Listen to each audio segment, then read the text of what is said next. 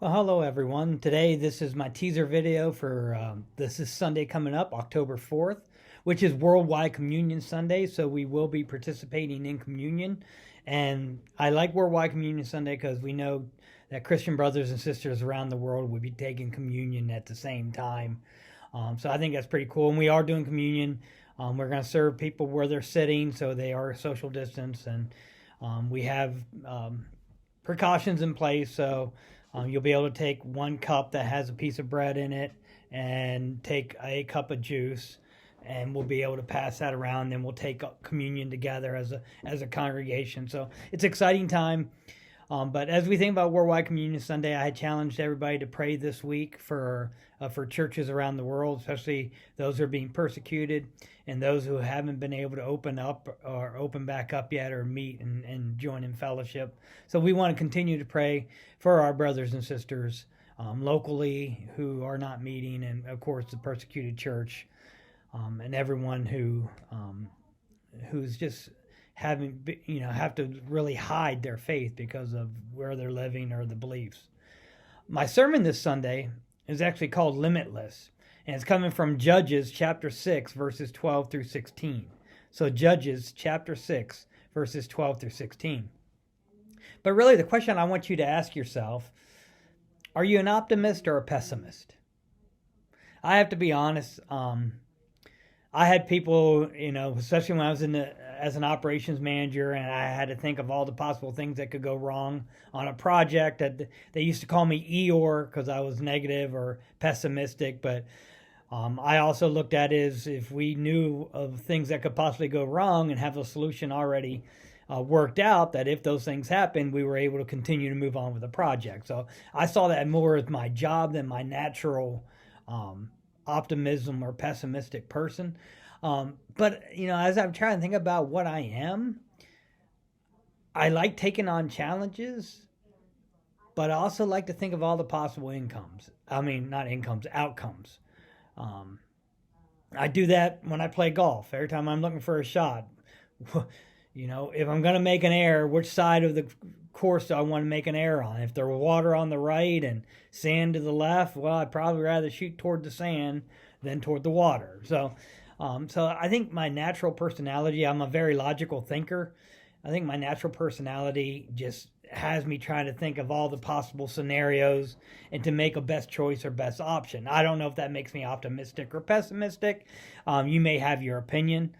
But when I look at Judges chapter 6, verses 12 through 16, and I look at my thought process for this whole Limitless, one of the movies I really enjoy is the movie called Without Limits. It's a movie based on Steve Prefontaine, who was a Olympic runner, a great runner from high school, ran for Oregon, ran for the Olympic team, and then died in a car accident. And when I think, do we consider ourselves without limits? Are we people that think of possible barriers or reasons why something can't be accomplished? When we feel God is laying something on our heart, do we come up with excuses or reasons why we can't do it or why it's not possible? You sit in a council meeting, you sit in a leadership meeting, you sit in a congregational meeting. You can tell the ones who can think of all the reasons why something can't be done. And you can see the people who, all the reasons why it can be or should be done. And you're probably breaking out your optimist and your pessimist. But if we think it's something that God is calling us to do, why do we think there's limitations to that?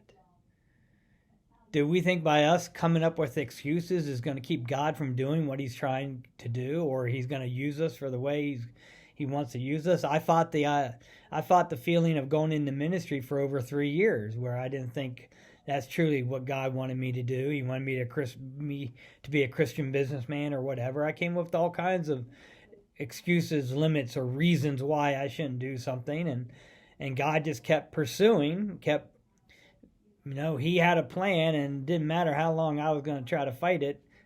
God's plan, there are no limits. So eventually, you could say he wore me down, or I realized the situation and that I was called to do more than what I was doing as a Christian businessman, and that was to go in ministry and be able to preach and teach and try to be involved in communities to be a difference maker, to try to have a positive impact. So, what barriers are we putting up? And when I say we, I want you to think about that individually.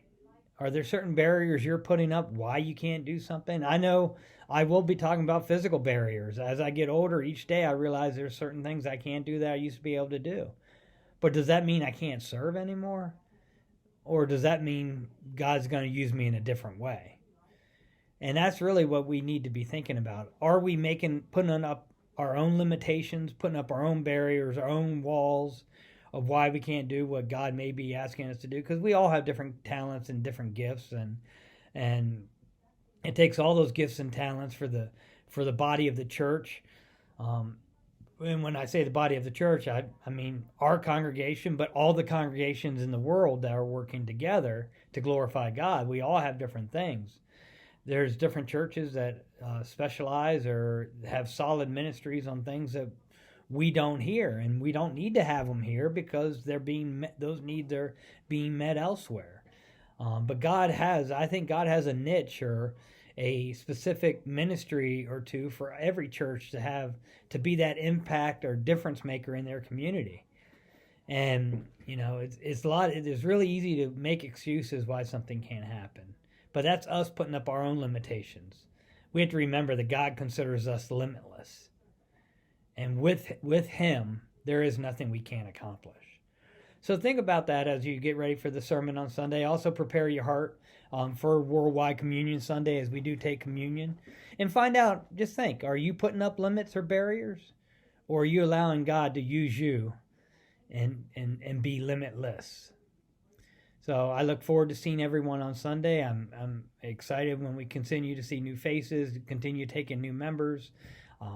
So it's in a weird year, there's so many great things to celebrate. So I just want to thank all of you, and I look forward to seeing you soon. Bye.